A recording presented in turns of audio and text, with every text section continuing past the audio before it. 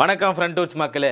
இந்த Iran, Israel மற்றும் America இவங்களுக்கு இடையான இந்த போர் பதற்றத்தில் நமக்கு கேஸ் தட்டுப்பாடு வரும்னு சொல்லி எல்லாரும் ஊர் ஊரா கேஸை வாங்குறதுக்கு லைனில் நிற்க ஆரம்பிச்சிட்டாங்க. இப்படி போயிட்டு இருக்க ஒரு சூழலில் இப்போ கோவையில் என்ன பண்ண ஆரம்பிச்சிட்டாங்கன்னா, இந்த ஆட்டோக்கு போடக்கூடிய எல்பிஜி இருக்குல்ல, அதை எடுத்து வீட்டு கேஸுக்கு பிடிக்க ஆரம்பிச்சிட்டாங்க. அது மட்டும் இல்லாமல் இந்த கடைகளில் பயன்படுத்தக்கூடிய இந்த கமர்ஷியல் கேஸ் இருக்குல்ல, அதுக்கும் அதை பிடிச்சிக்கிட்டு போக சூழலில் வந்துருச்சு.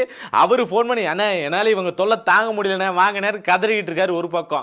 சரி, இந்த கேஸ் தட்டுப்பாடு தானே இப்படி அப்படின்னு நம்ம யோசிச்சோம் அப்படின்னா, இன்னொரு பக்கம் பெட்ரோல் பங்க்ல லைனா நிக்கிறாங்க.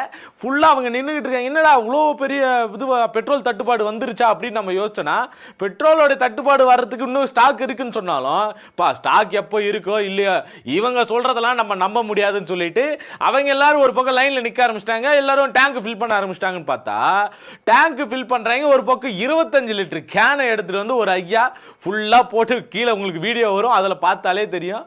அந்த டேங்க் ஃபுல்லா, அதாவது 25 லிட்டர் கேனு ஃபுல்லா அவர் பிடிச்சி நிரப்ப ஆரம்பிச்சிட்டாரு.